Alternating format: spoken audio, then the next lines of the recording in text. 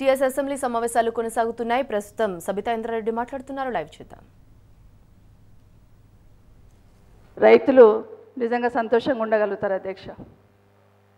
రైతు అనేవాడికి వ్యవసాయానికి ఏ ప్రభుత్వం వచ్చినా ఆసరా ఇచ్చే ప్రయత్నం చేయాలి, ఆదుకునే ప్రయత్నం చేయాలి అధ్యక్ష.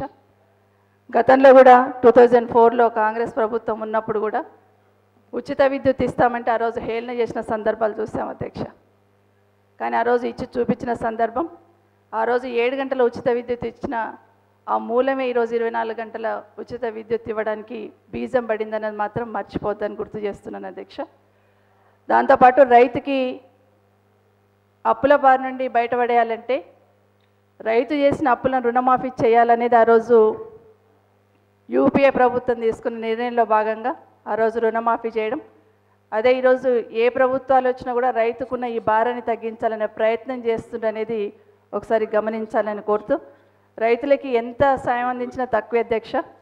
రైతుతో పాటు రైతు కూలీలను కూడా ఆలోచించాలి అధ్యక్ష. అదేవిధంగా రైతు కూలీలను ఆదుకోవడానికి ఆ రోజున యూపీఏ ప్రభుత్వం ఉపాధి హామీ పథకం ఏదైతే ప్రవేశపెట్టారో అధ్యక్ష, ఇప్పటికీ కూడా కొన్ని లక్షల కుటుంబాలకు అది ఆసరగా ఉందని మాత్రం గుర్తు చేస్తున్నాను అధ్యక్ష.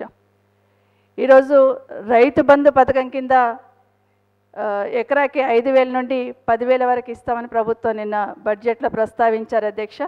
దీంట్లో ఒక చిన్న క్లారిటీ ఇవ్వాలని ప్రభుత్వాన్ని మీ ద్వారా కోరుతున్నాను అధ్యక్ష.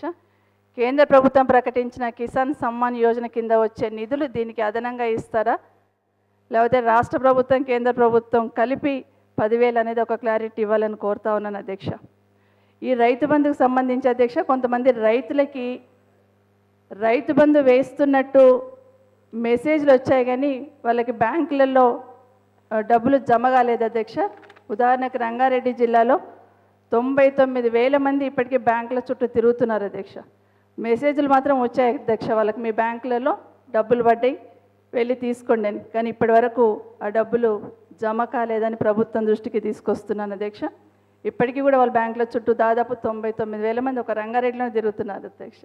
దయచేసి గమనించాలని కోరుతా ఉన్నాను అధ్యక్ష. అధ్యక్ష, రైతు బీమా రైతు బంధు కంటే రైతు గిట్టుబాటు ధర అందించాలని కోరుతా ఉన్నాను అధ్యక్ష. గిట్టుబాటు ధర వస్తే ఖచ్చితంగా రైతు అనేవాడు రాజులాగా బ్రతుకుతాడని గుర్తు చేస్తూ, గిట్టుబాటు ధర కల్పించడం ఒకటైతే కల్పించడానికి కొంత ఫండ్ ఏర్పాటు చేసుకోవడం, ధరల స్థిరీకరణ నిధి ఏర్పాటు చేసుకోవడం చాలా అవసరం అనేది ఒకసారి విజ్ఞప్తి చేస్తున్నాను అధ్యక్ష.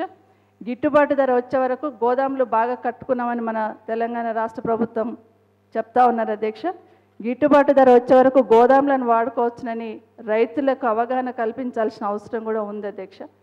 ఇక భూ ప్రక్షాళన అయితే అధ్యక్ష, నిజంగా భూ ప్రక్షాళన అంటే అన్ని సమస్యలు తీరిపోయి ఇంకా రైతులకే ఇబ్బంది ఉండదు, మళ్ళీ రెవెన్యూ ఆఫీసుల చుట్టూ తిరగాల్సిన అవసరం ఉండదు అని అనుకున్నాను. కానీ అధ్యక్ష, ఇప్పటికీ చాలామంది రెవెన్యూ ఆఫీసుల చుట్టూ తిరుగుతూనే ఉన్నారు అధ్యక్ష. మళ్ళీ ఆ సమస్యలు అట్లాగే కంటిన్యూ అవుతున్నాయి అనేది దయచేసి ఇది విమర్శ కాదు, దయచేసి పరిశీలించమని మాత్రం ప్రభుత్వాన్ని కోరుతా ఉన్నాను అధ్యక్ష.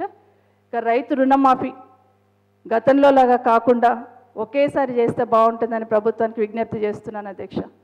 గతంలో ఏదైతే 4 నుండి 5 సార్లు చేశారు అధ్యక్ష, 4.5 సంవత్సరాలలో 5 సార్లు రుణమాఫీ చేయడం వల్ల రైతు కన్నా ఎక్కువగా బ్యాంకులకే మేలు జరిగింది తప్పిస్తే రైతు ఇబ్బంది పడుతుండనేది ఒకసారి గమనించాలని కోరుతా ఉన్నాను అధ్యక్ష. దానివల్ల 2014 నుండి ఇప్పటి వరకు ఏ రైతు కూడా బ్యాంకు నుండి రుణమాఫీ తీసుకునే అవకాశం రాలేదని ఒకసారి గమనించాలని కోరుతా ఉన్నాను అధ్యక్ష. ఎందుకంటే ఆ రోజు నుండి 2014 నుండి దాదాపు 34 లక్షల మంది రైతుల పాస్బుక్లు బ్యాంకులలోనే ఉన్నాయనేది దయచేసి గమనించాలని ప్రభుత్వానికి తెలియజేస్తున్నాను అధ్యక్ష. ఇంకోటి, రైతుకు కావాల్సింది సాగునీరు అధ్యక్ష. సాగునీరు అందిస్తే రైతులు భూములలో బంగారం పండిస్తారు అధ్యక్ష. దాన్ని మనం కాదనలేని నగ్న సత్యం. ఈరోజు నీటిపారుదల విషయానికి వచ్చేసరికి అధ్యక్ష, తెలంగాణ రాష్ట్రంలో ఎక్కడ చూసినా ఒకే ఒకటి వినిపిస్తూ ఉంటుంది అధ్యక్ష, కాళేశ్వరం. తప్పకుండా అభినందిస్తాం అధ్యక్ష. కానీ కాళేశ్వరం కన్నా ముందు కట్టిన ప్రాజెక్టులను కూడా ఒకసారి గుర్తు చేసుకోవాలి అధ్యక్ష. నాగార్జున సాగర్ కావచ్చు, శ్రీశైలం కావచ్చు, శ్రీపాద ఎల్లంపల్లి కావచ్చు, ఎస్ఆర్ఎస్పి కావచ్చు, ఇవన్నీ కూడా అధ్యక్ష, ఇవన్నీ ప్రాజెక్టుల ద్వారా ఇప్పటికీ కూడా రాష్ట్రంలో నీటిపారుదల రంగంతో రైతులకు నీరు అందిస్తున్నామంటే ఖచ్చితంగా గుర్తు చేయాల్సిన అవసరం అధ్యక్ష. ఏ కాళేశ్వరం గురించి అయితే ఈరోజు మాట్లాడుతున్నామో ఇప్పటివరకు మనం ఒక ఎకరా కూడా దాని నుండి అందించలేదని ఒకసారి గమనించాలని కోరుతా ఉన్నాను అధ్యక్ష. ఇంకొకటి కూడా గుర్తుపెట్టుకోవాలి అధ్యక్ష, సమైక్య రాష్ట్రంలో జారీ చేసిన అధికారిక ఉత్తర్వుల్లోని తెలంగాణ రాష్ట్రానికి కృష్ణా గోదావరి జలాల్లో 1350 టీఎంసీల నీటి వాటా ఉందని పేర్కొన్నారని నిన్న బడ్జెట్లో మెన్షన్ చేశారు అధ్యక్ష. ఆ 1350 నీటి వాటా మనకు ఉందని చెప్పాం కాబట్టి ఈరోజు వాటిని గట్టిగా హక్కుగా వాడుకోవడానికి అవకాశం ఏర్పడుతుందని మాత్రం అంగీకరించాల్సిన విషయం అని మీకు మనవి చేస్తున్నాను అధ్యక్ష. అధ్యక్ష తెలంగాణ ఒక్క నిమిషం అధ్యక్ష, తెలంగాణ ప్రభుత్వం కాళేశ్వరం ప్రాజెక్టుపై పెట్టినంత శ్రద్ధ పాలమూరు రంగారెడ్డి మీద పెట్టలేదామని ఒకటి నాకు కొంత బాధగా ఉంది అధ్యక్ష. దయచేసి దాని గురించి ఆలోచించాలని ముఖ్యమంత్రి గారిని కోరుతా ఉన్నాం అధ్యక్ష. నిజంగానే 2 ప్రాజెక్టులు పెద్దవి మనం తీసుకుంటున్నా జాతీయ హోదా గురించి అంత గట్టిగా ఫైట్ చేయలేదన్న ఆలోచన ఖచ్చితంగా వస్తుందని మాత్రం ఒకసారి మనవి చేస్తూ, ముఖ్యంగా రంగారెడ్డి జిల్లా గురించి ప్రత్యేకంగా ఆలోచించాలని గౌరవ ముఖ్యమంత్రి గారికి విన్నవిస్తున్నాను అధ్యక్ష. ఎందుకంటే కాళేశ్వరం నుండి రంగారెడ్డి జిల్లాను తీసేసినప్పుడు పాలమూరు రంగారెడ్డిలో ఇంక్లూడ్ చేస్తామని చెప్పారు, అది ఇప్పటివరకు మొదలు పెట్టలేదు అధ్యక్ష. దాంతోపాటు ముఖ్యంగా ఇబ్రాహీంపట్నం మహేశ్వరం నియోజకవర్గం సంబంధించి గౌరవ ముఖ్యమంత్రి గారు గతంలో ఒకసారి ఇబ్రాహీంపట్నం నియోజకవర్గానికి వచ్చినప్పుడు దిండి ప్రాజెక్ట్ ద్వారా ఈ 2 నియోజకవర్గాలకు నీరు అందిస్తామని చాలా గట్టిగా హామీ ఇచ్చి వచ్చారు అధ్యక్ష. మరొకసారి మీరు ఇచ్చిన హామీని గౌరవ ముఖ్యమంత్రి గారికి గుర్తు చేస్తూ ఆ దిండి ద్వారా ఇబ్రాహీంపట్నం మహేశ్వరం కల్వకుర్తికి సాగునీరు అందించడానికి ఈ బడ్జెట్లో ప్రస్తావన లేదు కాబట్టి ఒకసారి గౌరవ ముఖ్యమంత్రి గారికి దీన్ని గుర్తు చేస్తున్నాను అధ్యక్ష మీ ద్వారా. దీంతోపాటు మిషన్ కాకతీయకు సంబంధించిన చెరువుల గురించి మాట్లాడే అధ్యక్ష. చెరువుల పునరుద్ధరణ ఎంత ముఖ్యమో ఆ చెరువులను నింపే కార్యక్రమం కూడా తప్పకుండా ఆలోచించాలి అధ్యక్ష. ఎందుకంటే గతంలో ఇబ్రాహీంపట్నంలో గౌరవ ముఖ్యమంత్రి గారు ఒకసారి మాట్లాడుతూ ఇబ్రాహీంపట్నం చాలా పెద్ద చెరువు, దాన్ని నింపడం ఖచ్చితంగా నింపుతామని హామీ ఇచ్చారు అధ్యక్ష. అలాంటి ఎన్నో చెరువులు ఈరోజు అలా ఖాళీగా ఉన్నాయి కాబట్టి వాటిని నింపితే సిటీ చుట్టుపక్కల వ్యవసాయానికి వాడుకోకపోయినా భూగర్భ జలాలు ఎదగడానికి అవకాశం ఉంటుందని పరిశీలించాలని ప్రభుత్వాన్ని కోరుతా ఉన్నాను అధ్యక్ష. దీంతోపాటు విశ్వనగరంగా హైదరాబాద్ను చూడాలని అనుకుంటున్నాం అధ్యక్ష అందరము. హైదరాబాద్లో ఉన్న చెరువుల పరిస్థితి ప్రత్యేకంగా ఉంటుంది అధ్యక్ష. హెచ్ఎండిఏ పరిధిలో ఉన్న చెరువులన్నీ కూడా చుట్టుపక్కల కాలనీస్ అన్నీ డ్రైనేజ్ సిస్టమ్ అంతా తీసుకొచ్చి ఆ చెరువులలో వేయడం వల్ల ఓపెన్ సెప్టిక్ ట్యాంకుల్లా మారిపోయినాయి అధ్యక్ష. వాటి మీద ప్రత్యేకమైన దృష్టి పెట్టాలి, వాటికి ప్రత్యేకమైన ప్రణాళిక అవసరమని మాత్రం గౌరవ ముఖ్యమంత్రి గారి దృష్టికి తీసుకొస్తున్నాను అధ్యక్ష. దీంతోపాటు డబల్ బెడ్రూమ్ ఇళ్ల గురించి ఒక్కసారి ప్రస్తావించాలి అధ్యక్ష. తెలంగాణ రాష్ట్రం ఏర్పడ్డప్పటి నుండి ఎంతోమంది డబల్ బెడ్రూమ్ ఇళ్ల గురించి ఎదురు చూస్తూ ఉన్నారు అధ్యక్ష. ప్రభుత్వం వచ్చిన కొత్తలో కుటుంబ సమగ్ర సర్వే చేసినప్పుడు కూడా ఇల్లు లేని వాళ్ళు దాదాపుగా 22 లక్షల మంది ఉన్నారనేది ప్రభుత్వం దగ్గర ఉన్న నివేదిక అధ్యక్ష. కానీ నిన్న బడ్జెట్ మీటింగ్లో నిన్న మెన్షన్ చేసినప్పుడు 2,75,000 గత 4 సంవత్సరాల నుండి కడుతూనే ఉన్నాం అధ్యక్ష. ఈ 4 సంవత్సరాల నుండి కడుతున్నవే ఈరోజు కూడా మెన్షన్ చేయడం జరిగిందని ఒకసారి గుర్తు చేస్తూ, కానీ ఈ డబుల్ బెడ్రూమ్ ఇళ్ళకు అర్హత ఏంటనేది ఒక క్లారిటీ ఇవ్వకపోవడం వల్ల అధ్యక్ష ఎంతోమంది అప్లికేషన్లు పెట్టుకొని ఎదురు చూస్తూ ఉన్నారు అధ్యక్ష. ఉదాహరణకి గతంలో జిహెచ్ఎం సెలక్షన్స్ జరిగిన తర్వాత రంగారెడ్డి జిల్లాలో ఉన్న 50 డివిజన్లకు సంబంధించిన వాళ్ళందరూ కూడా కలెక్టరేట్ దగ్గర అప్లికేషన్ పెట్టుకుంటే అధ్యక్ష 3,50,000 మంది డబల్ బెడ్రూమ్ ఇళ్ళ కోసం అప్లికేషన్లు ఓన్లీ 50 డివిజన్ల వాళ్ళు పెట్టుకున్నారు అధ్యక్ష. మళ్ళీ ఇప్పుడు ఎలక్షన్స్ అయిపోయిన తర్వాత మీ సేవా కేంద్రాలలో కూడా మళ్ళీ అలాంటి అప్లికేషన్లే పెట్టుకుంటా ఉన్నారు అధ్యక్ష. కాబట్టి ఇప్పటికైనా క్లారిటీ అర్హత గురించి ఒక క్లారిటీ ఇస్తే బాగుంటుంది. నిజంగా అర్హత ఉన్న వాళ్ళు దళార్ల బారిన పడకుండా ఉంటారని మాత్రం గుర్తు చేస్తూ ఉన్నాను అధ్యక్ష. సొంత స్థలం ఉంటే ఇల్లు కట్టుకునే వారికి ఆర్థిక సాయం ఇస్తామంటున్నారు అధ్యక్ష. అది ఎప్పటి నుండి ఇస్తారనేది ఒకటి క్లారిటీ ఇవ్వాలి. గ్రామాలలో స్థలాలు లేని వాళ్ళకు కూడా స్థలాలు ఇస్తే బాగుంటుంది అనేది ప్రభుత్వానికి ఒక మనవి అధ్యక్ష. ఎందుకంటే చిన్న చిన్న ఇండ్లు ఉంటాయి, కుటుంబాలు పెరిగి ఉంటాయి కాబట్టి అది ఇస్తే బాగుంటుంది. దీంతోపాటు గతంలో గౌరవ ముఖ్యమంత్రి గారు ఒక హామీ ఇచ్చారు అధ్యక్ష అసెంబ్లీ సాక్షిగాని. హైదరాబాద్ చుట్టుపక్కల జేఎన్యూఆర్ఎం రాజీవ్ గురకల్పై ఇండ్లు కట్టినాం అధ్యక్ష. దాదాపుగా 80,000 ఇళ్లలో 50,000 అలాట్ చేసాం, 30,000 ఇంకా చాలా ఖాళీలు ఉన్నాయి అధ్యక్ష. వాటిని అర్హత గల వాళ్ళకి ఇవ్వాలైతే ఒకటి. ఈ జేఎన్యూఆర్ఎం రాజీవ్ గురకల్పకు సంబంధించిన బ్యాంకు బకాయిలన్నీ కూడా మాఫీ చేస్తామని ఇదే అసెంబ్లీ ఫ్లోర్ సాక్షిగా గౌరవ ముఖ్యమంత్రి గారు హామీ ఇచ్చారు అధ్యక్ష. ఆ రోజు చాలా సంతోషపడ్డారు అధ్యక్ష ఈ ఇళ్లలో ఉన్న వాళ్ళందరూ.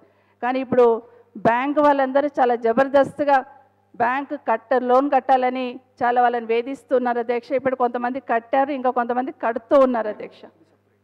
సార్ మళ్ళీ చెప్తారా దయచేసి? ఇప్పుడు మీరు చెప్పింది ఇళ్ళ రుణమాఫీ విషయంలో మీరు చెప్తున్నారు కదా, ఒకసారి మళ్ళీ రిపీట్ చేయండి. ఎస్ అధ్యక్ష. హైదరాబాద్ చుట్టుపక్కల జైన్యునార్యం, రాజీవ్ గురకల్ప హౌసెస్ కట్టాం అధ్యక్ష. 80,000 ఇండ్లు కడితే 50,000 గతంలో అలాట్ చేస్తాం అధ్యక్ష. ఇంకొక 30,000 ఇండ్లు ఉంటే కొంతమందికి అలాట్ చేస్తారు, ఇంకా కొన్ని ఖాళీలు ఉన్నాయి అధ్యక్ష. అట్లాగే వాటిని కూడా తీసుకొస్తే చాలామందికి ఇవ్వడానికి అవకాశం ఏర్పడుతుంది. ఒకటైతే అధ్యక్ష, ఇదే ఫ్లోర్ నుండి మీరు ఒక హామీ ఇచ్చారు, గౌరవ ముఖ్యమంత్రి గారు ఒక హామీ ఇచ్చారు అధ్యక్ష. అంటే ఈ జైన్యునార్యం హౌసెస్లలో రాజీవ్ గురకల్పలో ఉన్న వాళ్ళకి బ్యాంకులకు కట్టాల్సిన బాకీ ఏదైతే ఉందో మాఫీ చేస్తున్నామనే హామీని ఇక్కడి నుండి మీరు ఇచ్చారు అధ్యక్ష. దయచేసి పరిశీలించమని కోరుతా ఉన్నాను. తర్వాత అప్పుడు ఒక 1 year బ్యాంక్ వాళ్ళు ఊరుకున్నారు అధ్యక్ష. 1 year తర్వాత మొదలుపెట్టారు బ్యాంక్ వాళ్ళు వాళ్ళ దగ్గర బకాయిలు కట్టమని. ఇప్పటికీ చాలామంది మీరు ఇచ్చిన హామీ మరొకసారి మీరు ముఖ్యమంత్రి గారు కాబట్టి తప్పకుండా నిలబెట్టుకుంటారని ఎదురు చూస్తూ ఉన్నారని ముఖ్యమంత్రి గారి దృష్టికి తీసుకొస్తున్నాను అధ్యక్ష. దీంతోపాటు మహిళలకు సంబంధించి అధ్యక్ష, రాష్ట్రంలో మహిళా సంఘాల పనితీరు ఎట్లుందనేది ప్రత్యేకంగా చెప్పాల్సిన అవసరం లేదు అధ్యక్ష. కానీ మహిళా సంఘాలకు ఇవ్వాల్సిన వడ్డీ ఏదైతే ఉందో దాన్ని రిలీజ్ చేయాలని ప్రభుత్వాన్ని కోరుతా ఉన్నాను అధ్యక్ష. దాంతోపాటు ముఖ్యంగా రంగారెడ్డి జిల్లాలో మహిళా సంఘాలు ఒక 13 మహిళా బ్యాంకులు రన్ చేస్తున్నాయి. 15 సంవత్సరాల నుండి చాలా పర్ఫెక్ట్గా పద్ధతిగా రన్ చేస్తూ ఉన్నారు అధ్యక్ష. కానీ ఈ మధ్య అధికారులు మీరు క్లోజ్ చేసుకోండి, ఆ బ్యాంక్స్ మీరు రన్ చేయాల్సిన అవసరం లేదని చెప్తున్నారు. కాబట్టి నిజంగా చాలా బాగా రన్ చేస్తూ ఉన్నారు. కమర్షియల్ బ్యాంక్స్ ఏ విధంగా లోన్లు ఇస్తారో వీళ్ళు ఆ విధంగా లోన్స్ ఇస్తూ బాగా రన్ చేస్తూ ఉన్నారు. కాబట్టి వాళ్ళని ఎంకరేజ్ చేస్తే బాగుంటుందని గౌరవ ముఖ్యమంత్రి గారికి తెలియజేస్తున్నాను అధ్యక్ష. ఇంకొక 2-3 విషయాలు అధ్యక్ష. అయిపోయింది అధ్యక్ష. ముఖ్యంగా అధ్యక్ష, హాస్పిటల్స్ గురించి ఒక విషయం నేను ప్రస్తావించాను. హైదరాబాద్లో బస్తీ దవాఖానాలు ఏర్పాటు చేస్తున్నామని ఏదైతే చెప్పినారో అధ్యక్ష, హైదరాబాద్లోనే కాకుండా మున్సిపాలిటీస్లలో కూడా ఇలాంటి బస్తీ దవాఖానాలు ఏర్పాటు చేస్తే కొంచెం ఉపయోగకరంగా ఉంటుంది అనేది, పేదవాళ్ళకు ఉపయోగకరంగా ఉంటుందని ముఖ్యమంత్రి గారికి విజ్ఞప్తి చేస్తూ ఉన్నాను. తర్వాత మున్సిపాలిటీస్కి సంబంధించి అధ్యక్ష, కొత్తగా 68 మున్సిపాలిటీస్ ఏర్పాటు చేస్తున్నాం కానీ అధ్యక్ష, పాత మున్సిపాలిటీస్ కాకుండా ఈ కొత్త మున్సిపాలిటీస్కి అధికారులను సరిగ్గా నియమించలేదు అధ్యక్ష. పాత గ్రామ పంచాయతీలో ఉన్న సిబ్బందిని ఇప్పటికీ కంటిన్యూ చేస్తూ ఉన్నారు. వాళ్ళకు ఒక డైరెక్షన్ లేకుండా చాలా ఇబ్బందులు ఎదుర్కొంటూ ఉన్నారు. కాబట్టి ఫుల్ ఫ్లెజ్డ్గా సిబ్బంది నియమించేటట్టు ప్రయత్నం చేయాలని ప్రభుత్వాన్ని కోరుతా ఉన్నాను అధ్యక్ష. ఇంతకుముందు మాట్లాడుతున్నప్పుడే చాలామంది ఒక సోదరులు గౌరవ శాసనసభ్యులు కూడా చెప్పారు, గ్రామ పంచాయతీలు కానీ మున్సిపాలిటీలు కానీ అద్దంలాగా ఉండాలనుకుంటున్నాం, మెరవాలనుకుంటున్నామని. అది అందరం కూడా సహకరిస్తాం అధ్యక్ష. నిజంగానే అలా మెరవాలనుకుంటే గ్రామ పంచాయతీలకు కానీ మున్సిపాలిటీస్ కానీ స్పెషల్ ఫండ్ ఇస్తే కానీ జరగని పరిస్థితి అధ్యక్ష. ఉదాహరణ, నా నియోజకవర్గంలో ఒక మున్సిపాలిటీ ఉంది అధ్యక్ష, జల్పల్లి అని. 95% ముస్లిం సోదరులే ఉంటారు అధ్యక్ష. చాలా దారుణమైన పరిస్థితులు ఉంటాయి. నిజంగానే గౌరవ ముఖ్యమంత్రి గారిని రిక్వెస్ట్ చేస్తూ ఉన్నాను, ఇలాంటి మున్సిపాలిటీస్కి అదనంగా నిధులు ఇస్తే అన్ని మున్సిపాలిటీస్ కూడా డెవలప్ కావడానికి అవకాశం ఉంటుందని కోరుకుంటూ, ఇదే కాకుండా హాస్పిటల్స్ విషయంలో అధ్యక్ష, నియోజకవర్గానికి ఒక హాస్పిటల్ అన్నారు, దాని గురించి ప్రత్యేకంగా ఆలోచించాలని కోరుతా ఉన్నాను.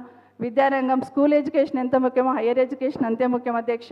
ఫీజు రీయింబర్స్మెంట్ బకాయిలు విడుదల చేయాలని గౌరవ ముఖ్యమంత్రి గారిని ప్రభుత్వాన్ని విజ్ఞప్తి చేస్తా ఉన్నాను. ఎందుకంటే ఎస్సీ, ఎస్టీ, బీసీ, మైనార్టీ పిల్లలు ఎక్కువ మంది ఉంటారు అధ్యక్ష. కాబట్టి దాని మీద ప్రత్యేకమైన దృష్టి పెట్టాలని కోరుతా ఉన్నాను. మిషన్ భగీరథలో పాడైపోయిన రోడ్లన్నీ కూడా మరొకసారి వాటి మీద దృష్టి పెట్టాలని కోరుకుంటూ, చివరిగా నాకు ఈ అవకాశం ఇచ్చినందుకు ధన్యవాదాలు చెప్తూ, మహిళలకి ఏ అవకాశం ఇచ్చినా బాగా చిత్తశుద్ధితో చేయగలుగుతారు అధ్యక్ష. తెలంగాణ రాష్ట్రం ఏర్పడ్డ మొదటి ప్రభుత్వంలో మహిళలకి క్యాబినెట్లో ప్రాతినిధ్యం లేదు అధ్యక్ష. కనీసం ఈ 2వ ప్రభుత్వంలోనైనా మహిళలకు ప్రాతినిధ్యం ఇవ్వాలని తెలంగాణ మహిళా సమాజం తరఫున కోరుతూ సెలవు తీసుకుంటున్నాను అధ్యక్ష.